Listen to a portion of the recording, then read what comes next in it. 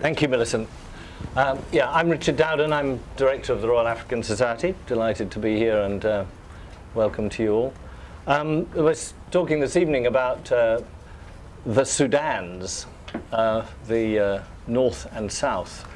And we've got a great panel. We have Mohammed Eltom, who is the Deputy Ambassador at the Embassy here in London, Lindsay Hilsum, who needs no introduction at all, and Dr. Ahmed Al-Shahi, the Research Fellow and co-founder of the Sudan Programme at St Antony's, Oxford, and Natsanet Tesfaye, who is a consultant and works for Exclusive Analysis and is their Africa, what do you call her?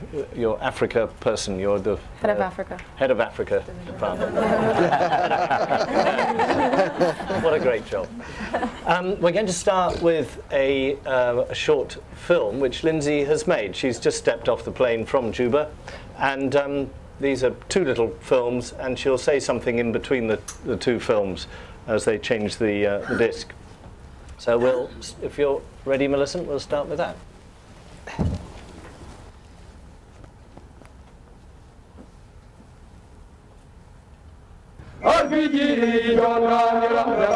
Our rocket-propelled grenades destroyed their tanks, they sing. This is our country. Yes, we made it. But it's not weapons they brandish. Disabled veterans are the most potent symbol of South Sudan's half-century of conflict and its perilous future.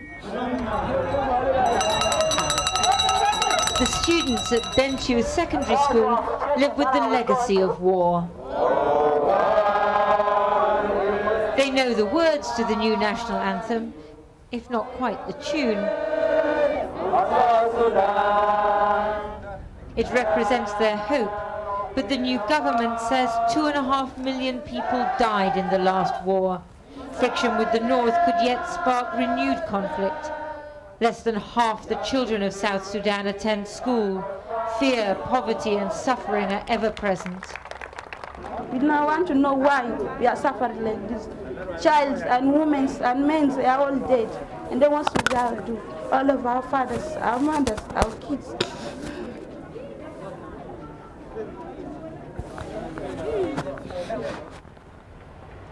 Just a few miles from the school is the resource South Sudan hopes will be its salvation: oil. Previously controlled by the North, oil will provide 98% of the new nation's revenue. The oil in this pipeline will belong to South Sudan because most of the oil fields are here in the south. But all the refineries and ports, everything they need to export is in the north. That means the two countries are going to be totally dependent on each other to realize their major asset. If politicians on both sides understand that, it could be the best deterrent against going back to war. And whatever the problems, this is their moment. It's a time for celebration. Poverty won't disappear overnight, but what southern Sudanese saw as a northern occupying force has gone. We are free. We feel now that we are human beings in our own land God has given to us, and we are free people. This is really the beginning of a new country from zero, really from nothing. The Archbishop, who has long supported secession, has one big worry: corruption. It seems that the world is ready to support South Sudan. There's a lot of money coming in. That's right, yes. This is the feeling. And indeed it seems so. Now, I think the question people are asking is, has this money been used properly well? And has it? This is a question. And seemingly not. Seemingly not. The women who break rocks at the side of the road in the capital, Juba, are amongst the poorest of the poor. Those who'll suffer most if the oil wealth and aid continues to be creamed off by the elite. They're part of a chain of deprivation that's hard to break. Everyone talks of building the country, but it's foreigners who are doing it. Who's from Uganda? Okay, and who's from Sudan? War robbed South Sudanese of basic education and training. Even semi-skilled laborers come from neighboring countries.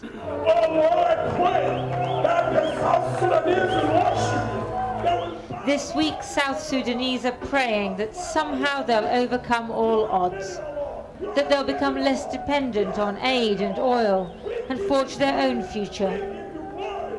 Once, young men here had two options, exile or war. South Sudan is still a highly militarized society. Soldiers rule. But independence should give the next generation different choices. They'll be born into poverty, but they'll be free. Lindsay Hilson, Channel 4 News, South Sudan.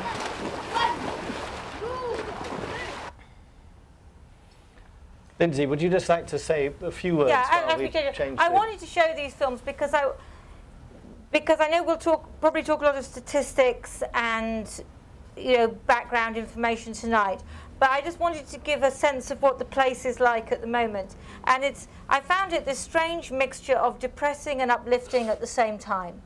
And it's depressing because the legacy of war is ever present, as you saw with those disabled veterans. I mean, it breaks your heart. And then you see the kids at the end, and there is that sense of, wow, we're going to go for it. And the next piece I'm going to show, which is on Independence Day, I felt it would be completely churlish to, to rain on their parade, because it is very meaningful to people there. And one of the things I met at the Independence Day celebrations, I met a woman who had been born in South Sudan, and as she put it, seen terrible things as a child. And then her family had fled to Kenya, and then she'd ended up in Canada. And she was a very middle-class person who had a comfortable life in Canada, and she'd come back 3 weeks earlier. And I asked her why, and she said, all my life people have asked me, where do you come from? And only today do I have an answer. And so I found that quite moving, at the same time as thinking, Lindsay, you're a journalist, you've been doing this for a long time, don't be moved, because you know it's going to be a disaster, because it always is, and because of the bombing campaign by the northern government in the Nuba Mountains, which is not mentioned in these films, which I did 2 stories on, and because, as many of you here know, dispute over Abyei, there's still violence, there's still war. What's happening in the Nuba Mountains is intimately connected with what's happening in the south, and I hope we'll discuss that at some point. So I suppose these 2 short news films just show how sort of torn I felt between optimism and pessimism, between realism and saying, you know what, 98 point whatever it was % of people in South Sudan voted for this independence. Far be it from me to wish them anything but the best. So let's watch. This is Independence Day.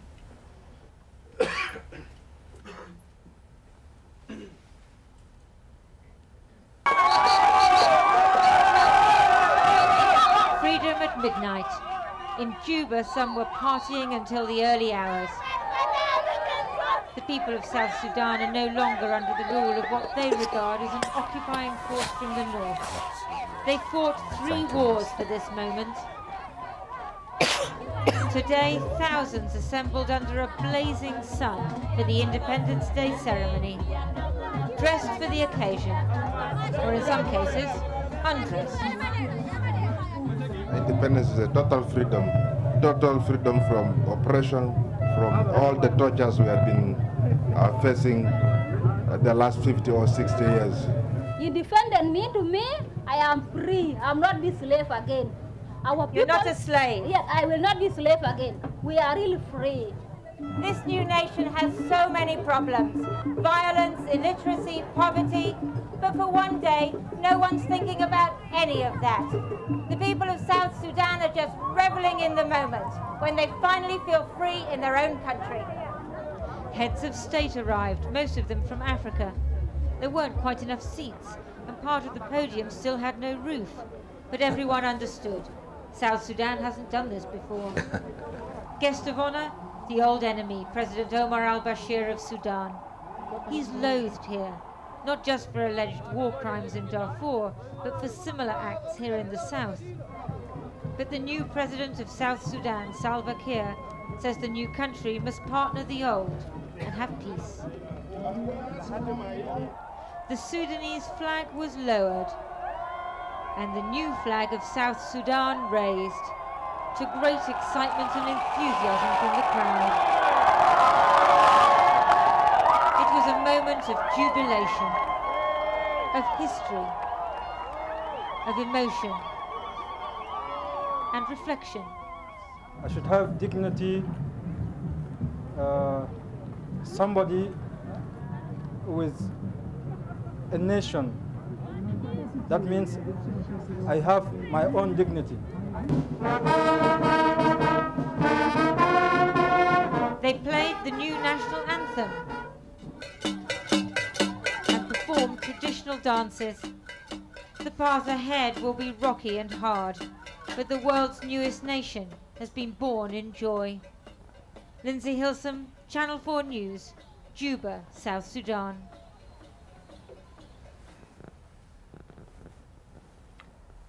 Great, Lindsay. There are a lot of people standing at the back. Can they Millicent, can we use this sofa here? And there's a chair here and a chair there. So there's 1, 2, 3, I think there's 5 seats. People whose, there may be a 6th one. Okay.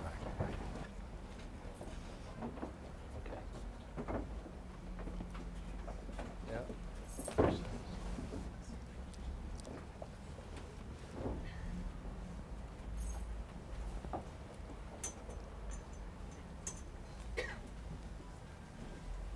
Okay, good. There's one more here.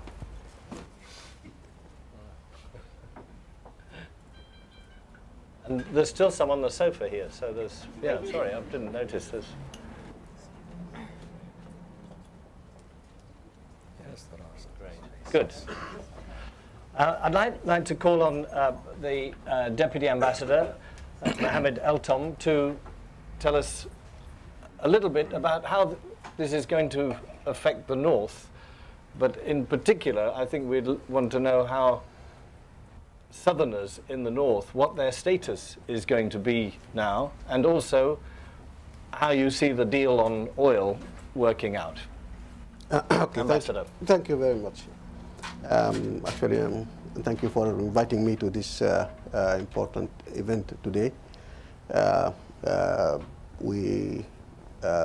mean, the government of Sudan, which I'm representing, actually have stated clearly that we are happy for our brothers in the South to have their own independent country. They have made a choice, and we very much respect that choice. This has been a culmination, actually, of a process that had started, actually, in 2005 with the signing of the Comprehensive Peace Agreement. It is an agreement which actually put an end to one of the longest civil wars in Africa. Of course, I mean, if we try to just have a quick historical background of that war, we will go back to the colonial time when the British were in Sudan. Actually, up to the time when the British colonized Sudan, the whole Sudan, Sudan as known at that time, that was 1898, the southern part of the country was not in conflict of any kind with the north.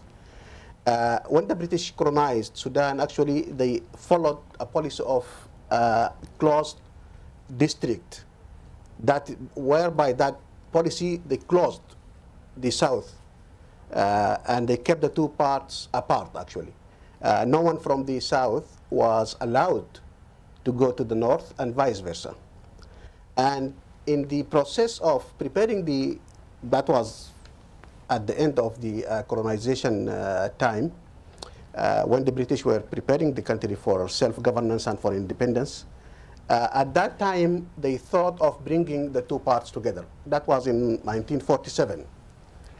And actually our brothers in the South, because they didn't know anything about the North, they were in total isolation from the North, they were very skeptical about the intents of the North. And at that time, in 1947, the first demand for the for the right of self-determination was laid in the table. However, the British administration at that time actually convinced the Southerners to remain united in one country with the North. And then in the mid-50s, you know, some of the Southern troops actually revolted against the central government. And since that time, actually, the rebellion in the South started and kept on and off since that time. The second round, as we all know, started in 1983 of the conflict. There was a short period of peace, actually, from 72 up to 83. In 83, the new round of conflict started, and then it continued until 2005. For many observers, it was clear from the beginning that the Southerners were asking for self-determination. Even you know, before this government took over in 1989, the Southerners were actually, because they didn't recognize any government in the North. When they started the rebellion, that was during a military government, a military regime, which was headed by President Nimeri, late President Nimeri. And when Nimeri was overthrown by a popular uprising in the North in 1985, a new government took over.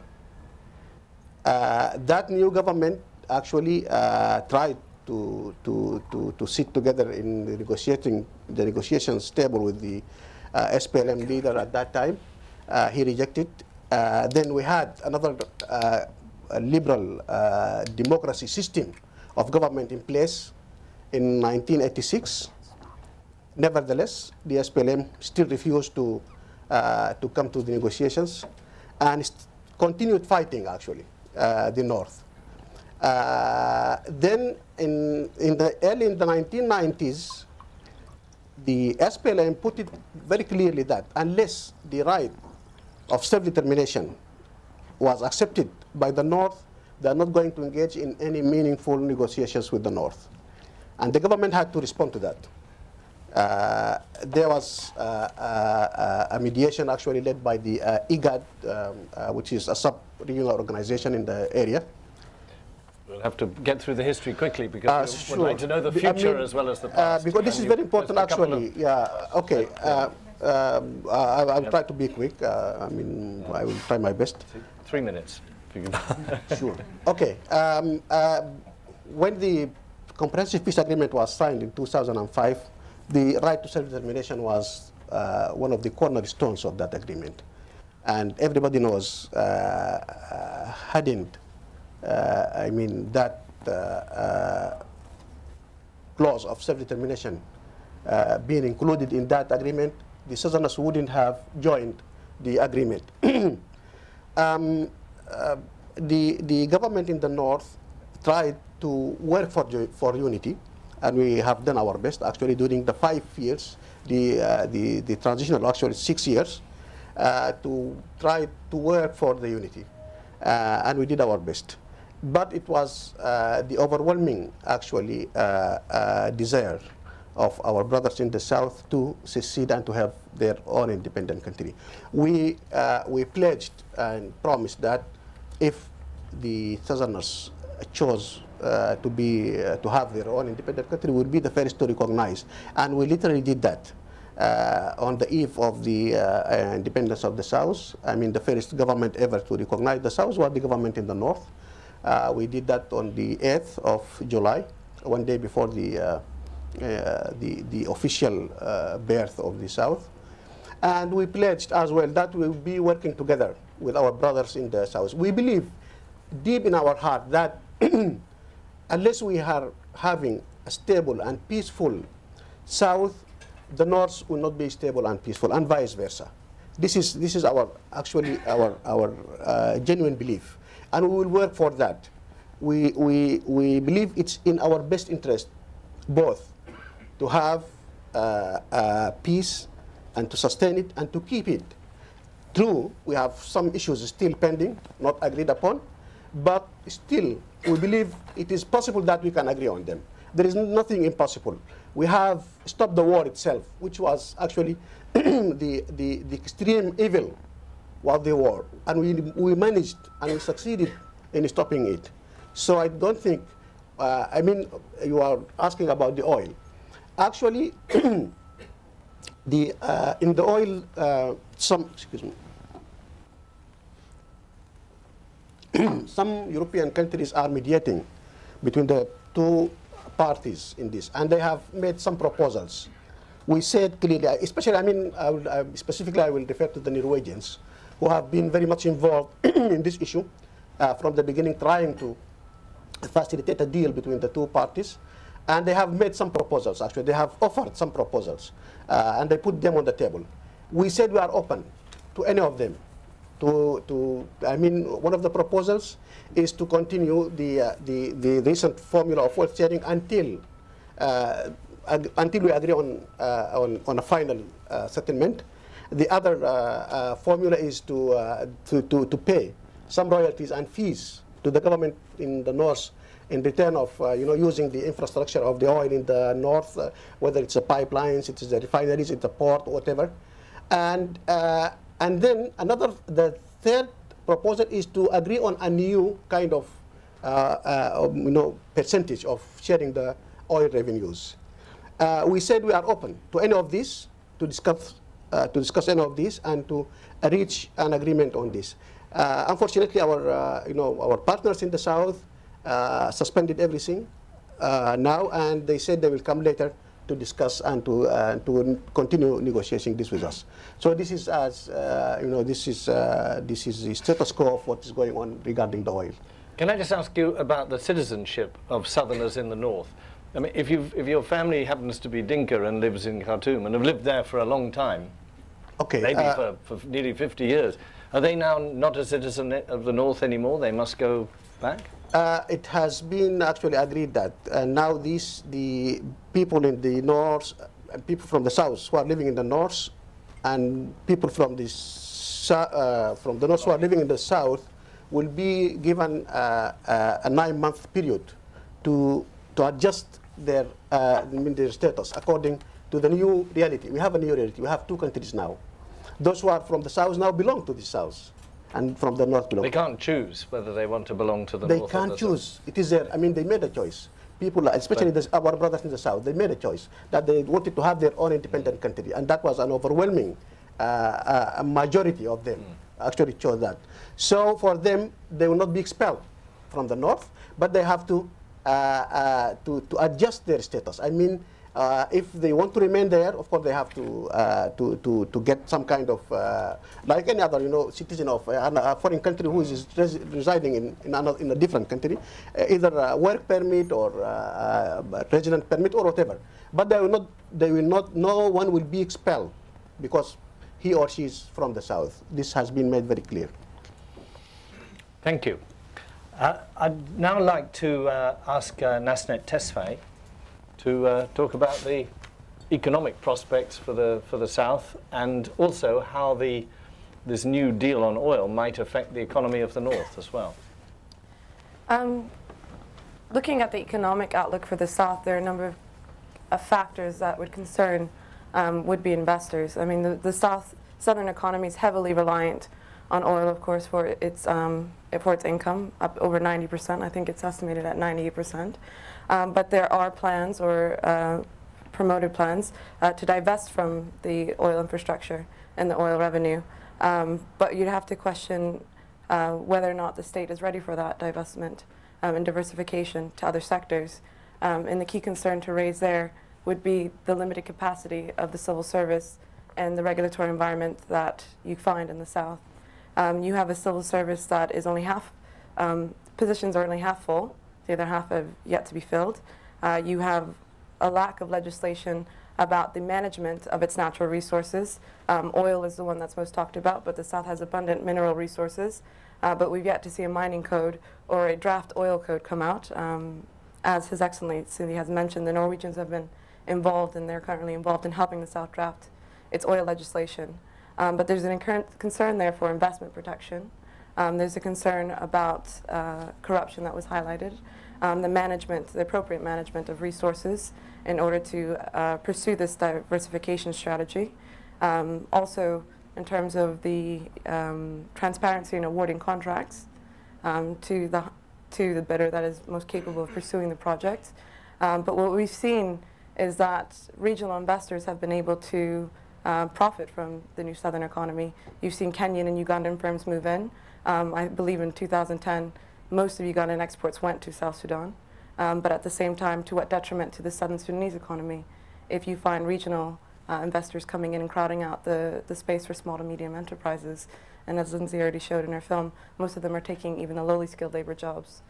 So the concern about capacity would extend also to the skilled labor force and looking at how that is being cultivated in the southern government in terms of training, both the public service, but also looking at the education for a largely illiterate population. Another concern within the public service I would highlight is the professionalization of the army. This is a rebel movement that has now become a legitimate army almost overnight. Oh, well, not overnight, started in 2005, but concerns about whether or not there's a demobilization rehabilitation program out there for them in order to harness the productive capacity of this huge sector of the southern Sudanese population, which also plays into concerns about ethnic rivalries. There is presence of armed groups in the country who question the legitimacy of the SPLM government and the concerns about the sharing of natural resources and representative nature of the government. A key thing to look at going forward is how well is the southern government going to be in opening up, as I say, a coalition government, a cooperative government, in order to appease those who feel as if there's SPLM and indeed ethnic Dinka dominance within the southern economy. And that will all have a bearing on how well the post-conflict economy will recover. Okay, thank you very much. And lastly, Dr. Ahmed Al-Shahi, would you like to give us a sort of overview of how you see this affecting both North and South Sudan? Thank you very much indeed, Richard. I thank the Frontline Club for its invitation and the illustrious participants. I'm sure they are hungry for questions sooner or later, so I'll be very brief. I think I want to take three themes. One is the construction of Sudan. That started effectively in 1820-21 with the Turco-Egyptian Sudan. Gradually the country began to take shape, but specifically is in 1898 when the Anglo-Egyptian conquest took place, and then the demarcation of Sudan's boundaries took place then, and even Darfur was incorporated in 1916, was an independent sultanate. So this construction has come under strain successively. And one of the strains is the South. It's been festering for a long time, 2 civil wars, now they have achieved independence. But the periphery around the center, around this construct, is also causing problems. Darfur, as you know, Nuba Hills, and even the Bija Congress in the east, and even the Nubians now talking about the Kush. We are separate from the north, from the west and the east. So you could see surrounding the center all these arrows being thrown at the center. So it remains for the center, the present government of what they call Republic of Sudan, how they are going to cope with all the other conflict within the country. And I think this is a major issue. Al-Bashir, the ICC wants him, but for us, I think he achieved something which no presidents previously since independence has achieved, and that is granting the South sign the CPA. I think one has to accept that he done that in good faith, and he went to the South. Whatever the ICC may say, there is something, and his policies in Darfur, that's for you to discuss. The second, which is also a problem, not only in the north, but also in the south, is the plurality. that this plurality is endless, not only Sudan, but in Africa. If you take any African country, but it happens that Sudan is extremely complex. And this plurality is a problem. You know, the east, west, north in the Sudan, of course, they lost some of the complex plurality of the south. And the plurality of the south, as indeed my colleagues have hinted, the Dinka, the Nuer, the Shuluk, the Aniwa, those people, they still think in terms of tribal affiliation and sharing power within the center. The Dinka is dominant, the Shuluk's little bit, the Nuer is Riek Machar. I don't know what his position is going to be. So the plurality there is a problem. Unless there is some consensus within the plurality, within the north and the south, I don't think there will be any peace even within the south, to tell you the truth, frankly. There are militias, and militias, how to disarm the militias of the plurality is a problem. We discussed that recently at the Royal United Service Institute, and I put this question saying, well, how are we going to disarm individuals, let alone groups? Because their power base is on the guns. You know, how many soldiers they have, and it is a problem, as we have shown, yeah. Now, so the consensus is very important to the construct in the south, because now we have new republic with all the diversity of the south, as well as the remnants of the republic in the north. The third, really, I want to talk about conflict. Conflict is not bad. It brings change, as indeed in the south. South, achieved independence, and hopefully in the future things will move on in the south. We don't expect miracles. To establish a state is going to take really generations. I think Lindsay has hinted the question of transparency, accountability. There's a lot of corruption. Even Pagana Mom, he came to Oxford, he talked about the South, and he said, yes, there's a lot of corruption. How to convince people saying you are working for the state, you are not working for yourself or for your tribes. So this is a problem. The conflict, as I said, could bring peace, but violent conflict, and that's a different. It does not bring peace.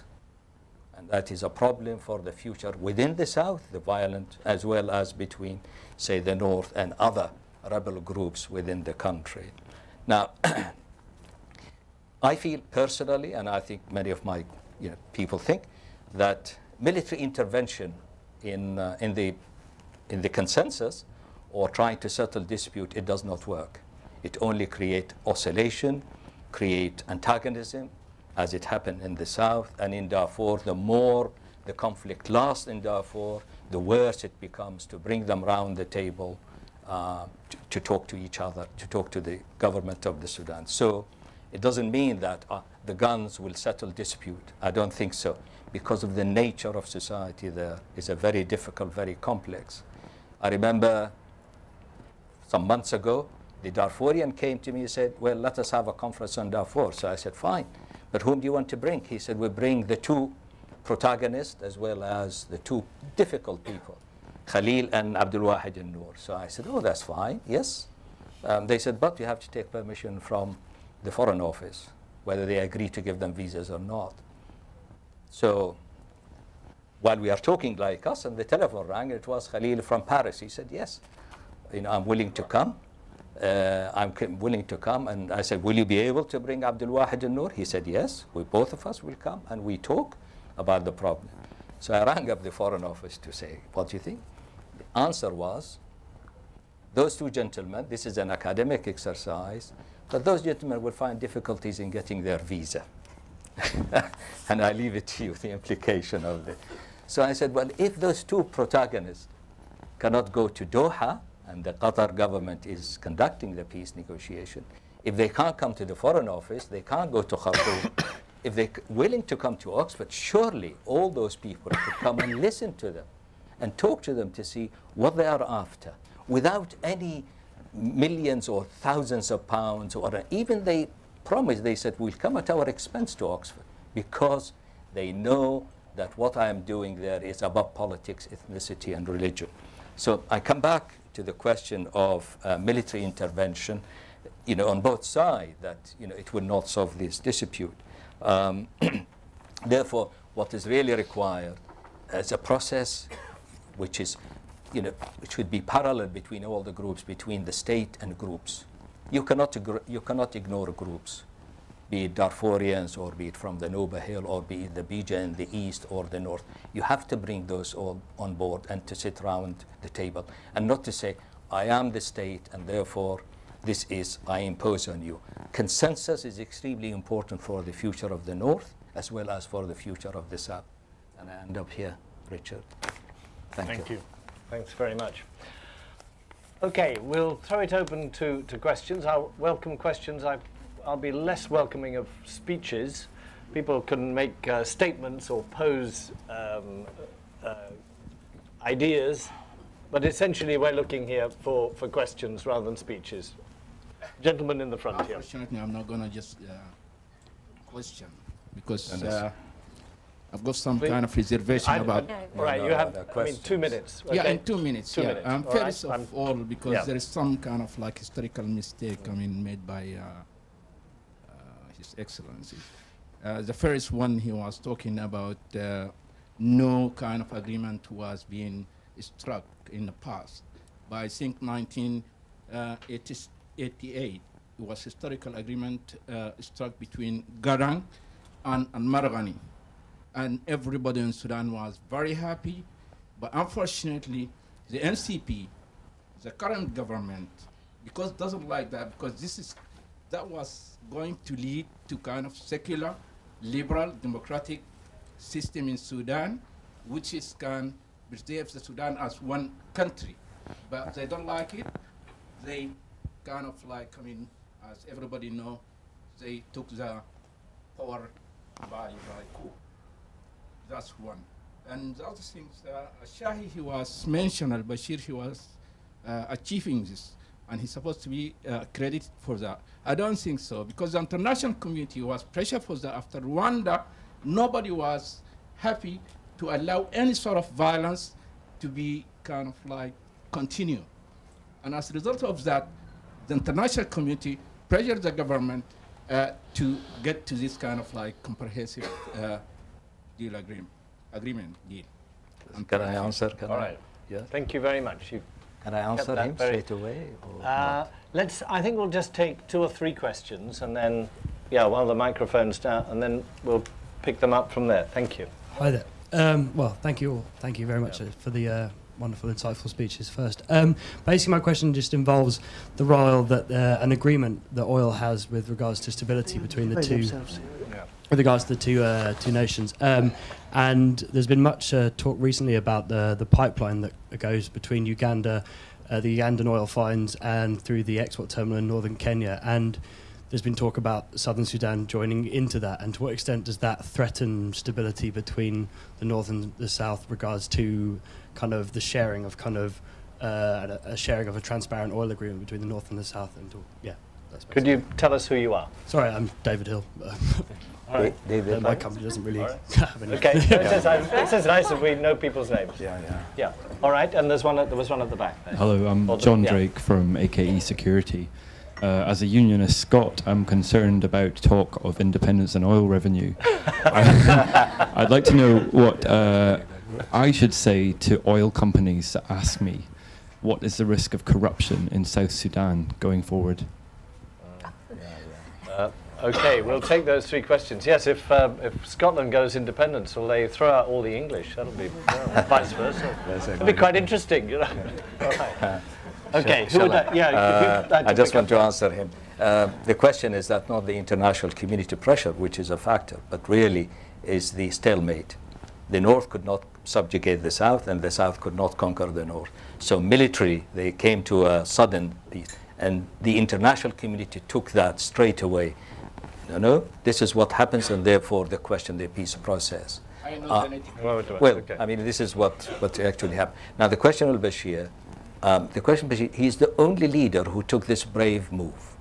Despite opposition from the North, they didn't want to part from the South, but this is what happened, that he signed the agreement, and that's an achievement. Even the South, he said, the only people who give us is al-Bashir, not the Northerners, but al-Bashir personally. Whatever you think the ICC indictment and his policy, but one has to give him a credit that he signed the peace agreement.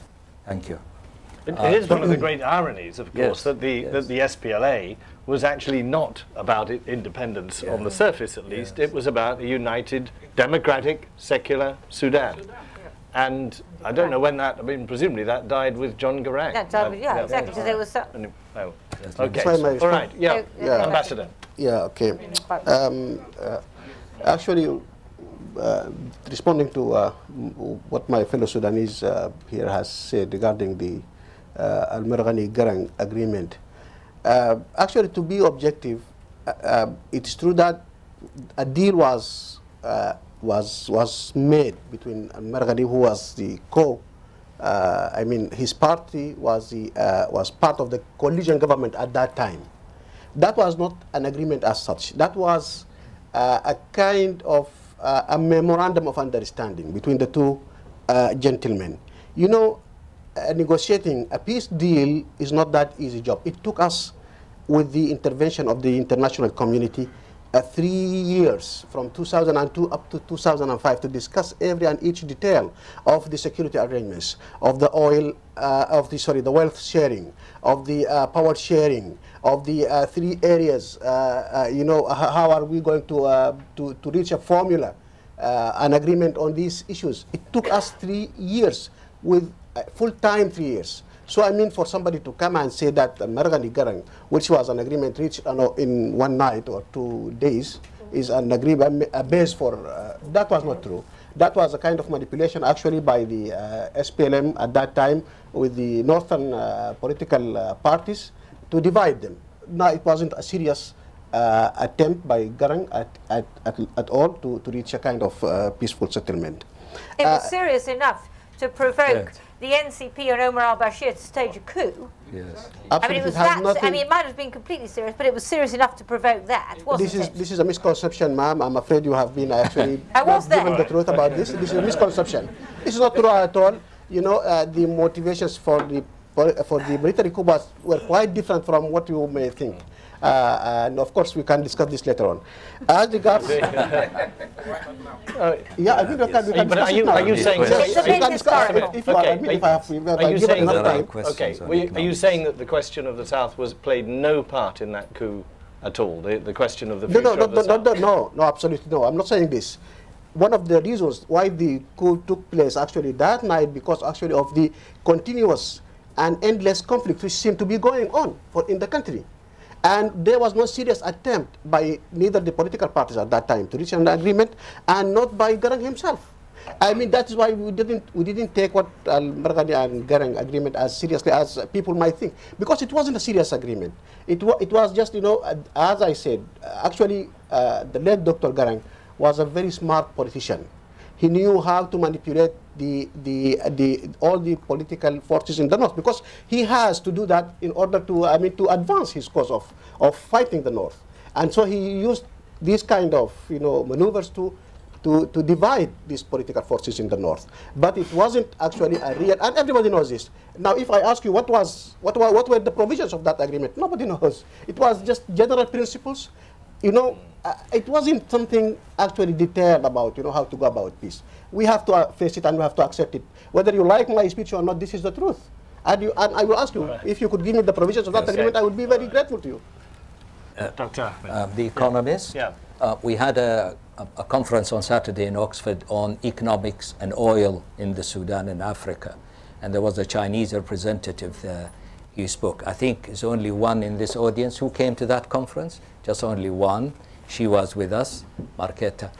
And the Chinese had a lot of trouble from the audience, because there's one issue raised, that Chinese import 65% of the oil of the Sudan, yet there hasn't been any investment from China in the north and south to develop sort of community centers, hospitals, schools. Even they bring their own workers.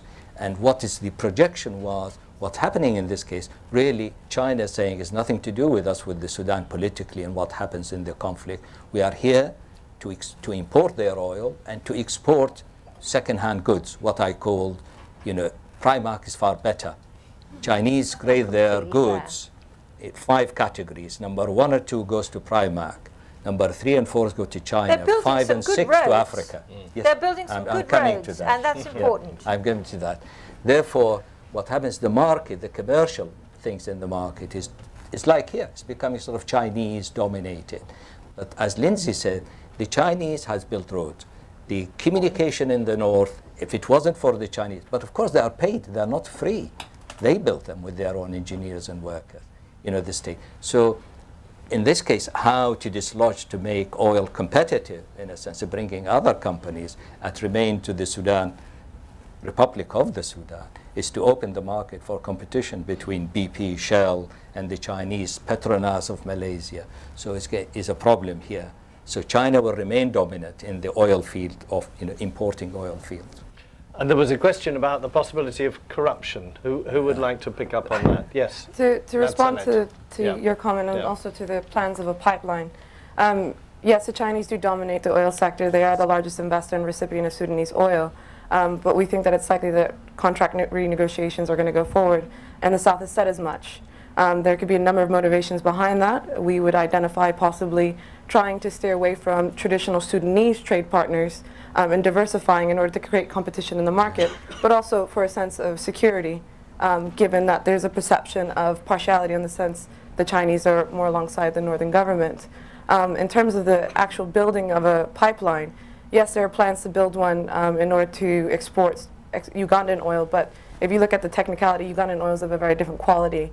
So a specific type of pipeline will need to be built in order for it to be exported through Kenya or Tanzania, as other plans have suggested. So it's not as easy as the South latching onto that.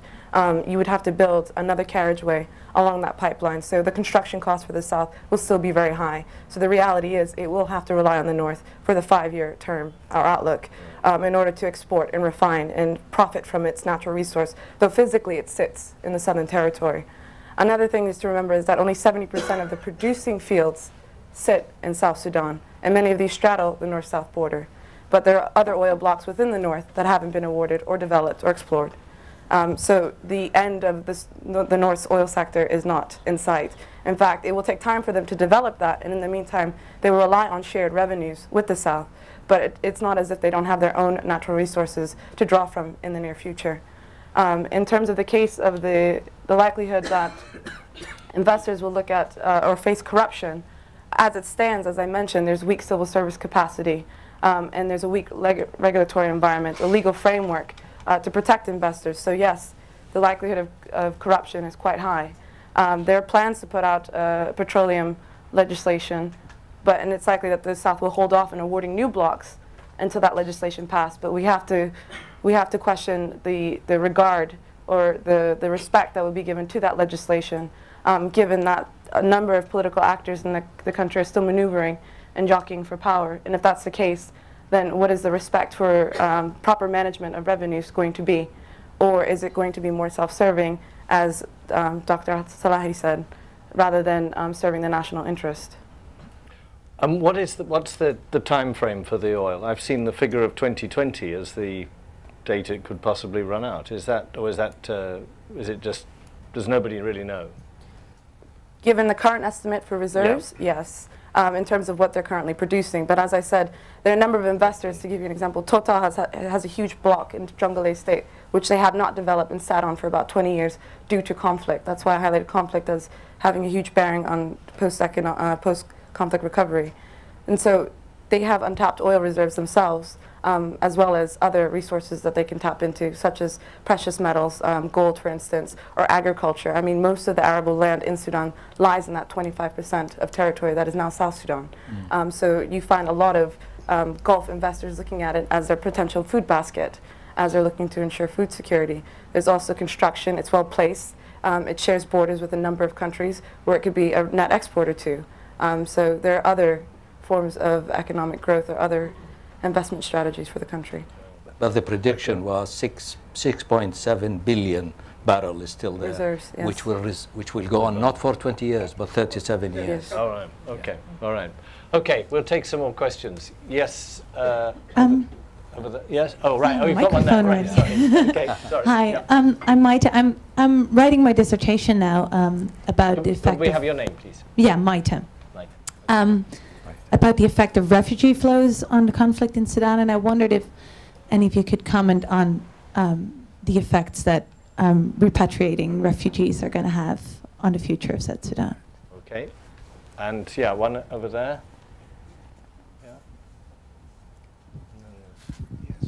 Thank you very much. The name's Ewan Grant. I'm a former British customs officer who's worked in Tanzania and survived Yemen. That's not a criticism of the Yemenis, though. I'm sure it's the criticism of others. My question relates to really an expansion on the corruption and resources situation, and I can perhaps speak with some authority because we did in Tanzania in 2009 advise the Revenue Authority there on the likelihood or the almost certainty of major irregularities which would hit revenues at African Barrick Gold's mines, and that was a year before it happened. My question is, what are the main aid donors and infrastructure donors of both Northern and South Sudan doing to help the states there? Thank you. Okay. Okay. Okay. Yes. Just I've got two questions. The first one is regarding transforming the guerrilla to a government. I believe a government missionary can play a great role.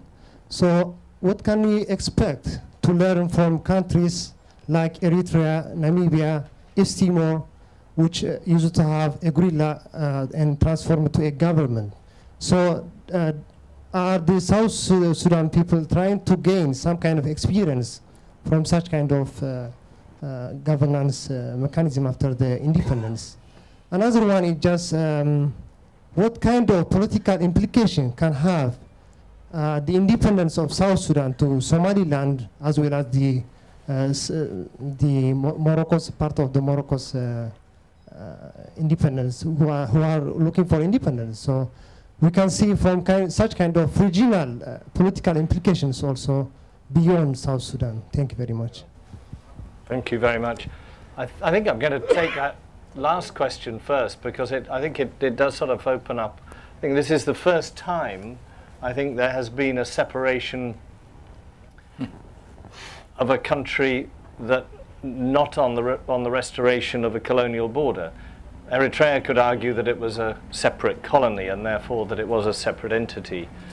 But South Sudan wasn't. It was always part of Sudan. So I think this does open up for the first time the rule in Africa that we're not going to interfere with the old borders. And I think that does open up a thing. But it was done with the permission of North Sudan, as Eritrea got its independence supported by Ethiopia. But in the case of Somalia, there's no one to say yes or no in the south at the moment. Well, the government doesn't believe in it, so I think that's. But I think that is a very interesting area. Who would like to pick up the question about refugees? Refugee flows? Yeah. I think it's a very interesting. The question of refugees. We don't expect miracle from Southern Sudan to build up services for the refugees, housing, jobs, schools, hospitals. It's just a newly fledging, republic. All right, there's a lot of corruption. What, I can't remember, 13 billion went into the south. And I was traveling in the south recently, between Wau and Turali and further near Abyei. And I said, well, where is the SPLM? What has been done? The only people who are doing there is the Catholic diocese. The Catholic bishops going around say, you want a clinic, you want a school, you want this, and they're building it. Going to the West, America, Canada, Italy, Germany, France, begging for money to build up the infrastructure. But the government of Southern Sudan, not to be seen. Honestly, I mean, I was amazed. Therefore, the question, if those refugees go back, what will they find? High unemployment. Where will they pitch, say, their families? Do they have to live in tents, in shacks, creating enormous shanty towns like Kabira in Nairobi, or some huge indoor like in Brazil? So the problem is, I think, the earlier the international community, and in collaboration with government of Sudan, to do something about the infrastructure there, to absorb those refugees. Many of the Southerners outside in Australia, in America, or here, they do not want to go back. They keep this dual nationality, some of them British, some of them Southern Sudanese, because They keep their families here, wherever, education, hospitalization, jobs, social security, that, and there, say, well, how could I educate my children? Where will I get in hospital? So it is a major problem facing the South. And the only thing is, we hope that the international community, in partnership with government, with the new republic, is to do something to alleviate the problems refugees will face down south. But can I add something which actually I don't completely agree with you, because I met quite a lot of refugees from America, Canada, Uganda, Kenya, who were very passionate about trying to build the South, and in some ways they are the best resource that the South has, because it's one of those strange situations which is, if you were a refugee you were lucky. And particularly I met so many people who'd been educated in Kenya and Uganda and had had a good education and were now back and doing their best and feeling very positive and feeling that this was what they needed to do now to try and rebuild their country. So I don't see the refugees as a burden. I see the refugees as a resource, and in many ways the best resource that the South has, because they are the ones with the education. They are often the ones who have, have in some ways made it. They may have a little bit of capital with them. They are the ones who are going to be able to start the small businesses and get things going. Did you sense any resentment against them, though, from people who felt they'd been there, they'd suffered the heat of the day, I'm sure they were. living it up in Kampala? I'm sure. I mean, I didn't get into those kind of detailed conversations. I'm sure that that's there. But having said that, they're still doing it, and they're still making something of it, and they're needed. And until you've got vocational education and ordinary education, that's the way it's going to be.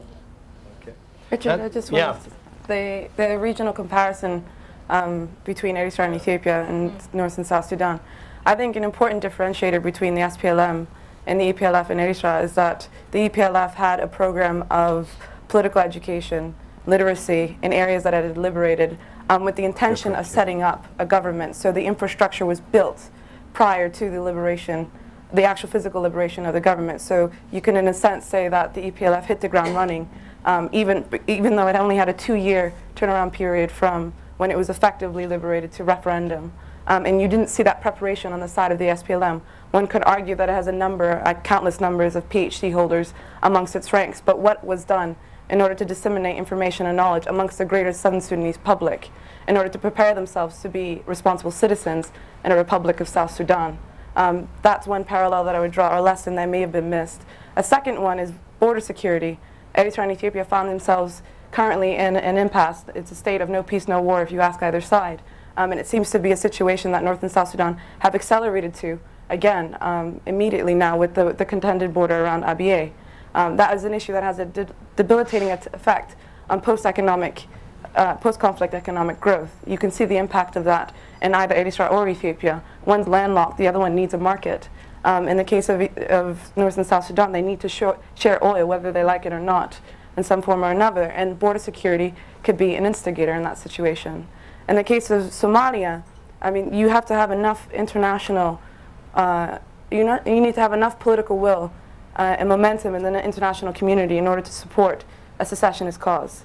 And it took South Sudan nearly 5 decades to do that. Somalia is 2 decades into conflict. However, the UN recognized government is a transitional federal government, which means that each semi-autonomous region would be expected to join a larger state.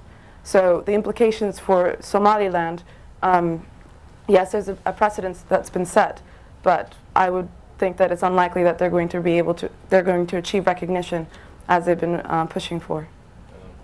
I've spent some time in Somalia earlier this year, and my gloomy prediction was that if the South actually gets its act together, peace in the South will mean war in the North, because they will immediately try and absorb Somaliland. And I didn't meet a single Somalilander who wanted to have anything to do with the rest of Somalia. Yes. So there's a complete sort of disconnect there, and it could be the next sort of bad area. Would you also like to pick up on what's being done about corruption there? Are you across that?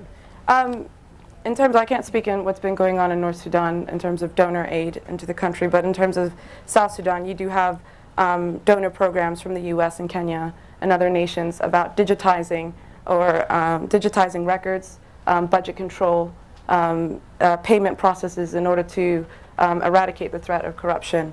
However, technology is only as effective as a user. So if it's not used by those who have a respect for the rule of law, or maybe looking to fatten their own pockets, then that technology will be rather useless. But there has been mechanisms put in place. But again, I seem to be harping on the point of building the civil service capacity in order to ensure transparency and appropriate management of revenues. Well, it's very difficult for the, I mean, I can't see really the leadership of Southern Sudan will be subjected to accountability and transparency. I don't know anybody, if you, maybe Lindsay, if you go to see Riek Machar and his compound, I was terrified, literally, because all those soldiers with their machine guns are being surrounded. There are only 3 of us. So all these mobile telephone, everybody cutting 3 or 4.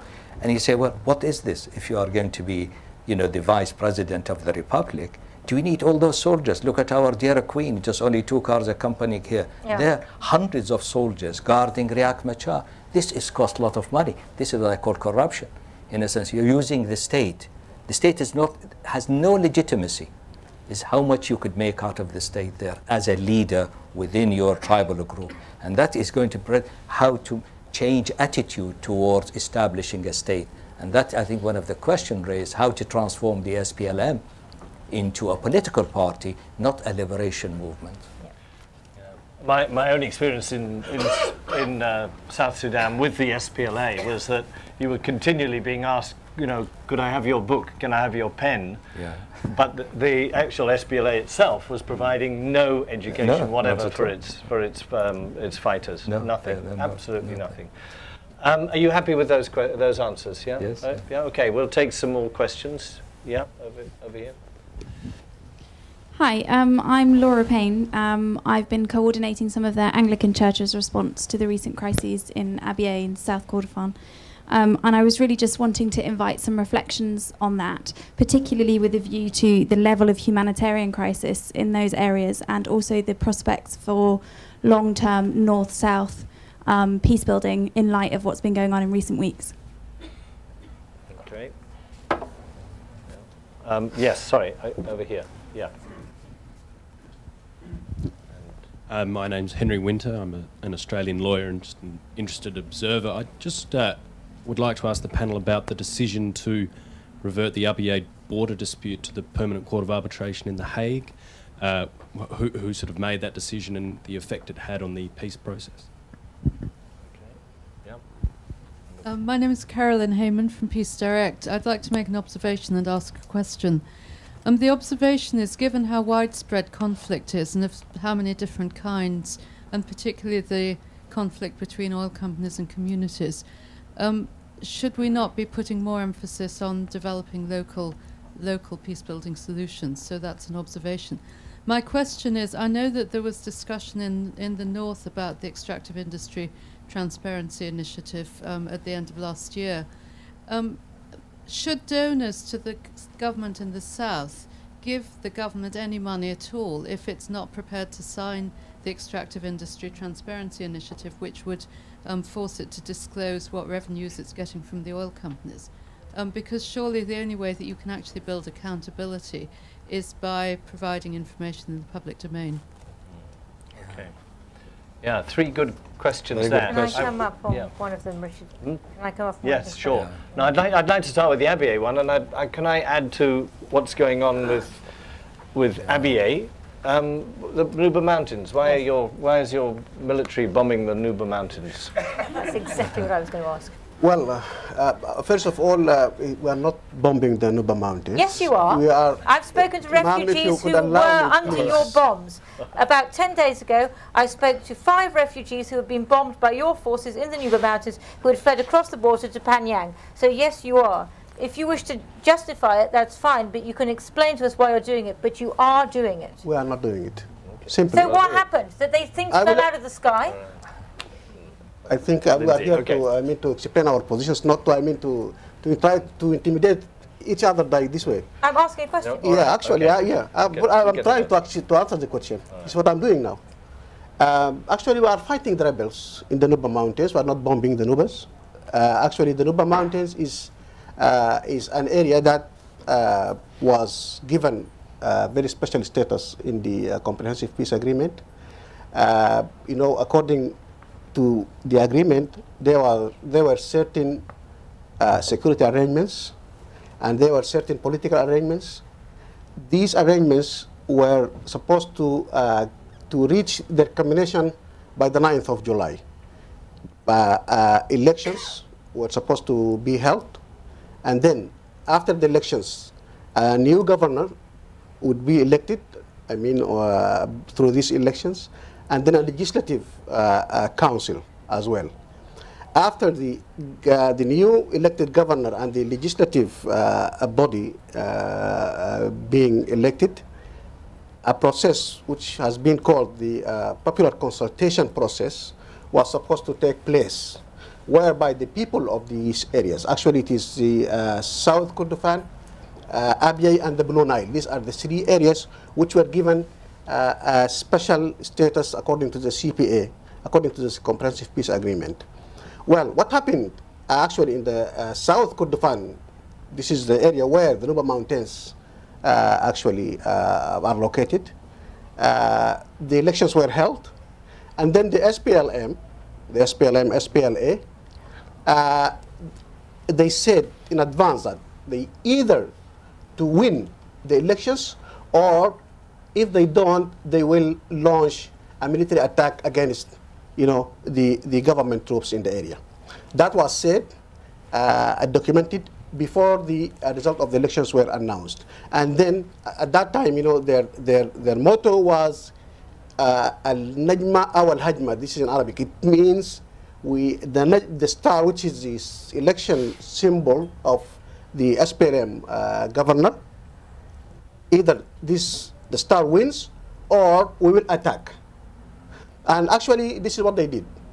As soon as the results of the elections were announced and their candidate didn't win, they immediately started to attack the government troops. And of course, as a responsible government, if you are attacked, you have to respond. This is quite natural. I mean, you cannot allow people to attack you and just surrender to. And this was very serious, because actually it will undermine the whole legitimacy of the whole process. And we asked them to lay down the arms and to come to the negotiation table. I mean, these elections were internationally monitored. And the monitors actually issued the reports and said this was a credible election. And I stand, to be corrected if I'm wrong.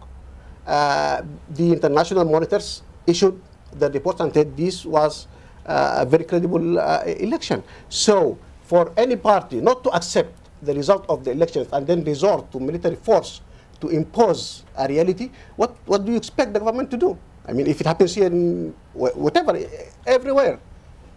So this is what the reality of what is happening now in the Nuba Mountains.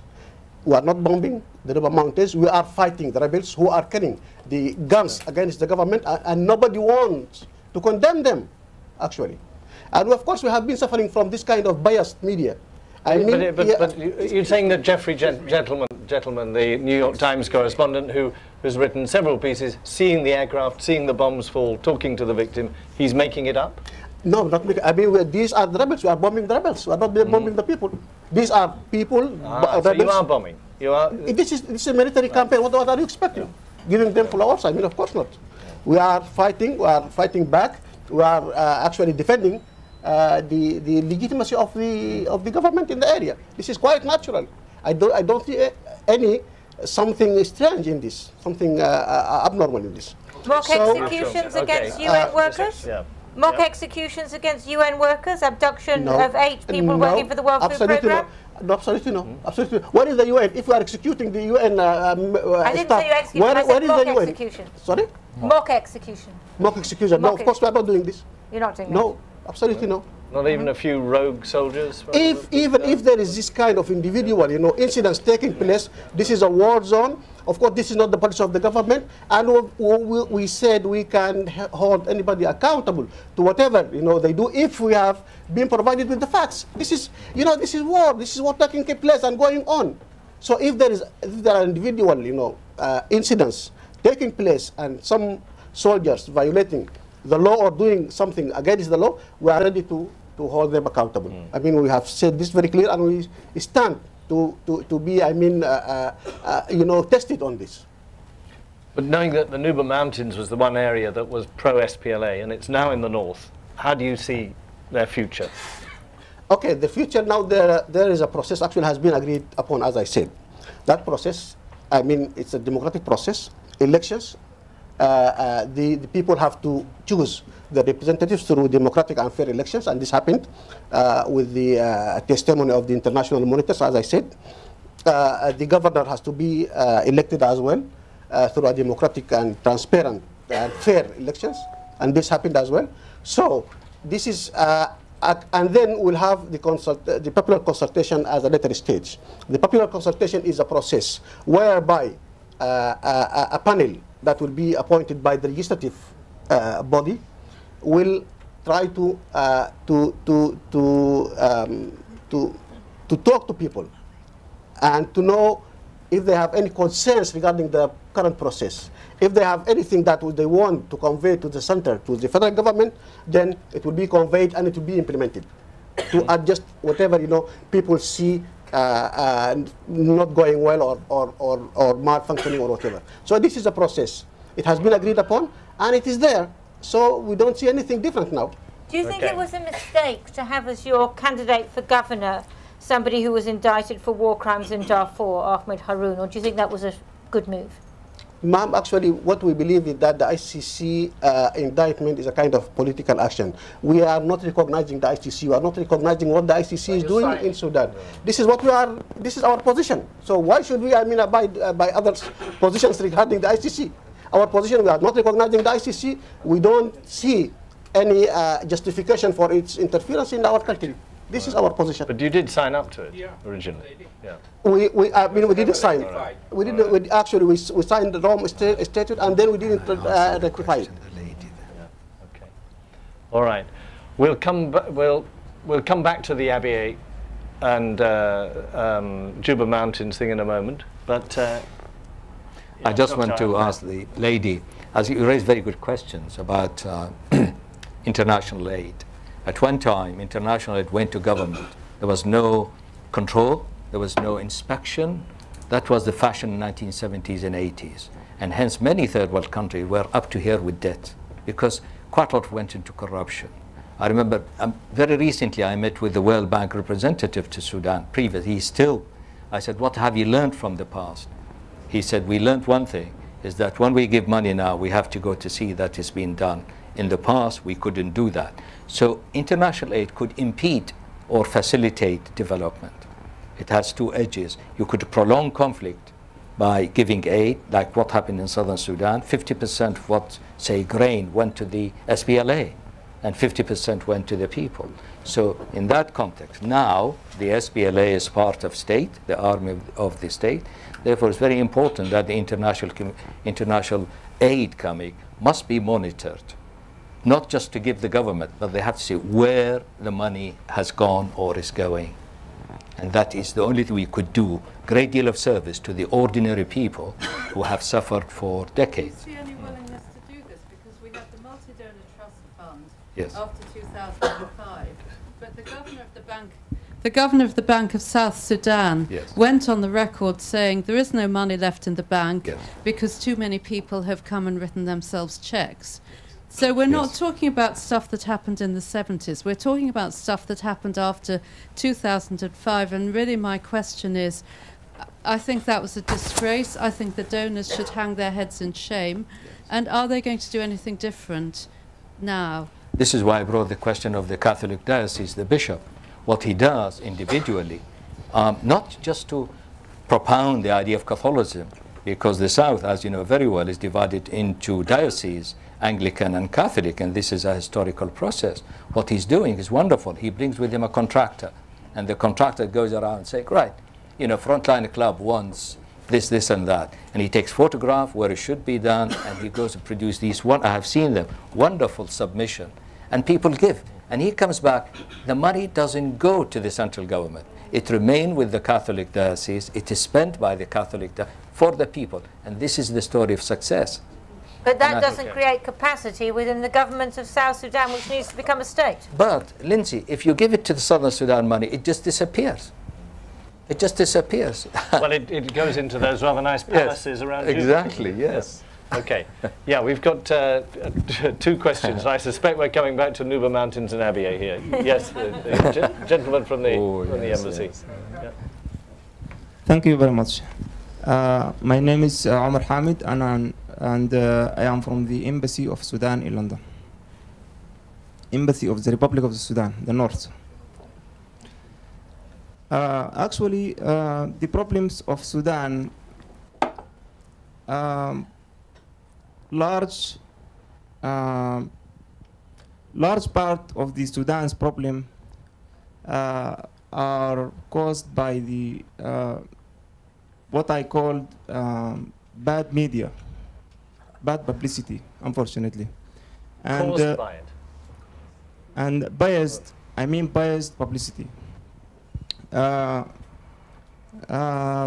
We have just seen some example of this bad media from what has your guest presented here, and she was speaking about the northern forces occupying the south. I didn't say they occupied. I said Southerners perceived them as an occupying force. I didn't say they were an occupying force. Okay, you said the petrol of the oil of the south was exploited by the north, and this was not true. There was an agreement, 50% for each party. I didn't say that. And the point is that there is a very clear bias against the north from the not all media, but some of the media. And the other point is that there are some NGOs who have an interest on seeing problems going in Sudan, so as to raise money and to continue their business. This is very clear point, and there are many reports which have shown this. Another point, the last point is, after the comprehensive peace agreement was signed, there were 2 conferences held in Oslo, Oslo 1 and Oslo 2, which promised $4.5 billion to build the country. Now the statistics said only 23% of this money, or less even, has been met. Why? The reason why this promise has not been met, the cause was that they keep saying, if you don't solve the problem in Darfur, we are not going to meet this promise. But who caused the problem of Darfur is the publicity and NGOs again. Thank you very much. Okay, thank you. It's all my fault. Thank you very much.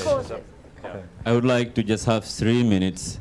I don't know. I don't know whether to respond to the gentlemen or to ask my question. Ask your question. Ask questions better. Okay. No, I have to respond regarding what the deputy head of mission say about the SPLM say either the Star wins or they're gonna attack. The NCP say either Harun wins or it's gonna be the judgment day for the Nuba Mountain people. They say Harun our Qiyamah. That's right. So it's kind of, they were prepared for that attack, definitely. The other thing I want to talk about is, before my question, is the problem of the elitism of South Sudan and the North Sudan. And it's not that big secret is that 7 ministers of North Sudan government are British citizens.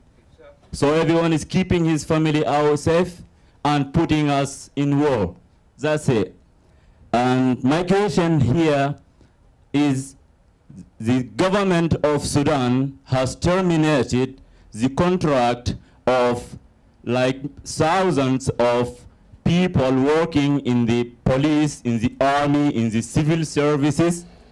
just like before the declaration of South Sudan state, in telling them that, okay, you are no longer a citizen of Sudan because South Sudan is going to be a new state on the 9th of July. And so you are in a holiday so as to get everything sorted before you can go home. Meanwhile, the interim constitution of Sudan is still identifies them as a Sudanese citizen, and it hasn't been changed yet. I want to ask the deputy head of the Sudan mission in UK how they determine to terminate the contract of these people, and how did they know that they are Southerners? Just because of somebody, his name is John, that means he has to go to the south, or somebody because he just have a flat nose and black skin, just a little bit blacker than me and this deputy man. So I don't know how they identify them. This is the problem. I want an answer for this question. All right. Okay. Can you pick up on that? Yeah, sure. Yeah. How are they going to determine who is a northerner and who's a southerner? That was very simple, actually. I don't think. I mean, simply, I mean the referendum law identified clearly who is the southerner and who is the northerner, because for those people to exercise their right for self-determination to vote in that referendum, there was a criteria that needs to be met. Otherwise, you will have all the northerners vote themselves, even in the referendum. So, I mean, the referendum law, which was actually enacted in the parliament with the unanimous consent by the SPLM and the other political parties, including the NCP in the parliament, identified clearly and put very specific criteria for who is the northerner and who is the southerner. And accordingly, the southerners who, I mean, those who are, I mean, being referred to by my fellow Sudanese here, have been identified clearly, legally, and they voted, and they exercised their right of voting in the referendum. That was, there was no any ambiguity in this. So, I mean, the southerners are very well known in the north, and likewise, the northerners are very well known in the north. So, none of the northerners in the south were given the right to vote in the referendum, and likewise, none of the northerners in the north has been given that right. So, it is a settled issue. I mean, there is no point to raise it here. The southerners are known, and the southern are the. How? Yeah. This is a very, I mean, it's a very detailed criteria that has. Can you just give us a, tell us roughly what it is? Okay. Yeah. I mean, it was agreed that those who were born, for example, in the south up to 1956 or even before, and who are now residing now in the north, are part of that process. Those who they're defined as southerners. The southerners. It's a very detailed. I cannot detail it here now, but it has. It was a very detailed process. Is it based on where you were born or on your race or where your looks? You stay and where your ancestors coming from? It's a very detailed kind of thing. Yeah. It has nothing to do with. I mean, I myself, I can fit in as a southerner. Yeah. I can do that. Yeah. So it has nothing to do with the future. It has nothing to do with the color of the skin. I mean, this is a kind of political, debate. But if my father or grandfather came from the south, but I was born in Khartoum, would I be a northerner or a southerner?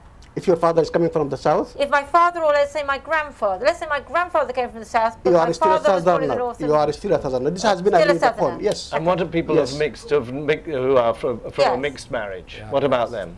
Mixed marriage. Yeah. Yes. Both a northerner my father and a was born in the south, my mother was born in the north. Yeah.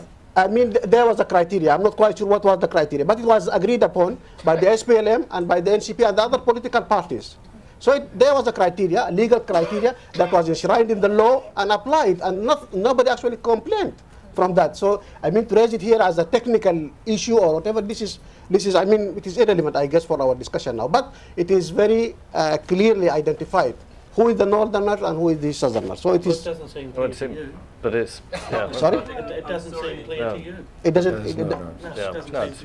Okay, yeah, but it's, I mean, you're saying you don't know exactly what the criteria is, but you're sure the that it's details clearly of the criteria. written. I know the general principles of the criteria, but the details. Would perhaps the embassy would post it on its website? Sure, that I mean, would be of great interest. It is part of the referendum law, referendum act. And then, I mean, if you Google it, you can find it. Right. It's not a secret, actually. It's not something. No. Yeah. Okay. Well, we will be looking for it. Yeah, absolutely. Okay. All right. Now we're still. I think people are still. It has gone 8:30, but I think people are still want some questions. So yes, there's a question over there, and one at the Republic of the Sudan allows dual citizenship. So why are you not offering dual citizenship to the Southern Sudanese? Okay. Yeah, there's. Okay. Could you give us your name, please? I'm Paul Boulos. Thank you. Why not dual citizenship? Yeah. Yes. And yeah. My name's Chris Terrell. I'm an anthropologist, and I worked in southern Sudan between 1976 and 77. Can you hear us? hear you. Is the microphone working? Speak loudly. Speak loudly. My name's Chris Terrell, anthropologist. I worked in southern Sudan 1976 to 77 amongst the Acholi people. Now, most of the Acholi people, of course, are in Uganda and split off from the Acholi of southern Sudan by a border laid down in 1914. Now, it's interesting to me that the new Republic of South Sudan is pretty much the entity defined by the British Southern policy. And I'm wondering now, because of this, now that the link with the North is finished, or at least politically so, whether the destiny, the political and indeed the economic destiny of the South lays more with its southern neighbours, namely Uganda, than with the North. Good. Okay. All right, and one last question. Hi, Rami Farouk, writing for thestate.ae. Question revolves around the relationship and what your expectations are of the two Sudans and the neighboring New Egypt. Okay, yeah, good question. So just very quickly, Ambassador, the thing about dual nationality, was that ever considered? Dual nationality, I think it will be dealt with as, a case-by-case, matter. If those who are in the North want to apply for dual nationality, then I think because they have the right for that to be considered. But so as we speak now, it has been agreed that the Northerners and the Southerners are different, entities now. They have different countries, and those who are residing in the North are now citizens of different country, and they have to adjust, as I said before, their status accordingly, and they can apply for that even if they want in the future. So for the time being, these things have been actually clarified in this way or identified in this way. But in the future, they can look into that. No problem, I guess. Okay, thanks. And you wanted to pick up the question here at the front. Have you been to Juba recently? Not recently. Right. If you go to Juba, the market vendors are either Ugandans, Kenyan, right? Yeah. So one of the problems is that those younger Southerners coming back is going to compete. They're already established in Juba, the Ugandan, the Kenyans in the market. That's going to be a problem. They know how to sell goods, they know how to import goods. So now the question is that Uganda, Kenya, and even Ethiopia have interest in Southern Sudan, politically and commercially. The question of pipelines going to Kenya, to Lamu. In Kenya, this is another issue. Say we want to build it rather than to be dependent on. So we cannot ignore, the interest of these countries. Not so much Congo or the Central African Republic. No, but certainly because it's a payback time. Ethiopia, Uganda, particularly helped the Southern Sudan over time, and now say they want a remuneration for that, and that opened the markets for them. And so is Kenya. Okay. Anybody else want to pick up on that? The Acholis in Southern Sudan? Okay. In that case, let's pick up on the third question and the regional question, and Egypt in particular. How is it? How does Egypt feel about all of this? Is there anybody in the audience who knows Egypt or from Egypt? No? Okay. All right. Who would like to? Well, sounds Egypt, like one for you. Egypt well. is still in turmoil. People say a revolution. There is no revolution. It's an uprising. There is no agenda. There is no program for all these uprising in the Middle East. And nowadays, what, yesterday, or they were saying, come back to the Tahrir Square because the demands have not been met. So here we are, in essence, the old establishment is still ruling Egypt. Now, what they will do, as long as the water of the Nile continues, that's fine. But if there is any tampering with the waters by Ethiopia on the Blue Nile and the White Nile in the south, and I really do feel that the next conflict will be on waters, not so much on oil, because we are hungry for food for security. Already the American investing heavily in the south. Texan, companies are buying lands, what they call from absentee chiefs, for a pittance, in the idea that they will develop economic. Saudi Arabia is interested, the Gulf is interested. So, say, where is the economy of the South? How are you going to have control over, the economy of the South is going everywhere. So Egypt, in a sense, are waiting. Because if they are in turmoil, they cannot really come out in the open to make any statement about the South. They want to solve their problem first before they turn to the Sudan itself. I do remember at that time, after the Russians pulled out of Ethiopia in the Mengistu era, and the dying days of the Mengistu era, the Israelis moved in and were going to build dams on the Nile. And I was actually making a film for Channel 4, Lindsay. Right. Yeah. And we flew up to Cairo and interviewed an Egyptian general who said, if the Israelis build dams on the Nile, we shall bomb them. Yes. So you can suddenly see World War III starting on the waters of the Nile. But we've talked a lot about oil, but I think you're absolutely right. Water is going to be as important, if not more important. Yeah. Yeah, that's in it. Would you like to pick up on that? The Nile issue obviously is a national security interest for both Egypt and South Sudan, so that's already been touched upon. But to separate it from the state view to the commercial interest view, you have a number of Egyptian private investors in South Sudan, in the retail sector especially, as well as in commercial agriculture and farming investment, as not just Egypt or Egyptian investors, as I said before, Gulf investors are looking at the Sudans both as a food basket for the future. So there's a disparity in terms of what the commercial Egyptian interest is versus the national interest. Okay, right. Well, I think it's been a fascinating evening. I hope we'll follow it up in many ways. I think this is certainly one to watch. I mean, there's always a fear like this. You have a big event like Independence Day and then everybody forgets about it until it becomes a disaster area, and then the journalists go back, because that's what journalists do. So I think we will be, but we'll try and follow. We will try and follow the positive developments in South Sudan as well as the bad stuff as well, because I think it is going to be. I think it is going to be a very bumpy ride, but I think everybody here will wish them well. So I'd like to thank the Ambassador Mohammed Al-Tom and Lindsay Hilsum, Dr. Ahmed Al-Shahi, and Nansanet Tesfaye. Thank you very much indeed, and thank you for coming tonight.